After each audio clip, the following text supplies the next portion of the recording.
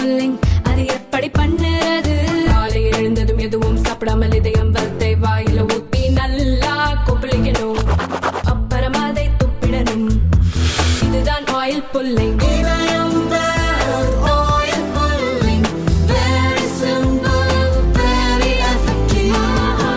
ரெண்டு ஸ்பூன் போதும் உங்க பிரச்சனைகளை கட்டுப்படுத்த. லயன் டேட் சிரப், தினமும் 2 spoon lion date syrup. Lion date syrup. ஜனவரியில் அமெரிக்க அதிபராக பதவியேற்ற ட்ரம்ப் ஸ்டார்கேட் ஏஐ எனும் மெகா ஏஐ திட்டத்தை அறிவித்தார். இதற்கு போட்டியாக சீனா சமீபத்தில் டீப்சீக் செயலியை அறிமுகப்படுத்தியிருந்தது. செயற்கை நுண்ணறிவு தொழில்நுட்பத்தை மையப்படுத்தி அடுத்தடுத்து பல நிறுவனங்கள் தங்கள் பதிப்பை அறிமுகம் செய்து வருகின்றன. இதனிடையே சொந்தமாக ஏஐ மாடலை இந்தியா உருவாக்கியிருப்பதாக மத்திய அமைச்சர் அஸ்வினி வைஷ்ணவ் தெரிவித்திருந்தார். இந்நிலையில் நிதி அமைச்சக பணியாளர்களுக்கு கடந்த வாரம் சுற்றறிக்கை ஒன்று அனுப்பப்பட்டது.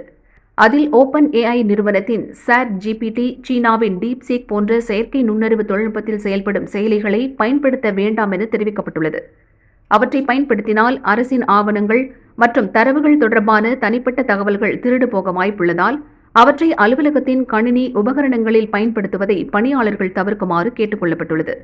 ஏற்கனவே ஆஸ்திரேலியா, இத்தாலி போன்ற நாடுகள் செயற்கை நுண்ணறிவு தொழில்நுட்பத்தால் தகவல்கள் பாதுகாப்புக்கு ஆபத்து ஏற்படும் என்பதை குறிப்பிட்டு அந்நாட்டின் அரசு பணியாளர்களுக்கு கட்டுப்பாடுகளை விதித்துள்ளன.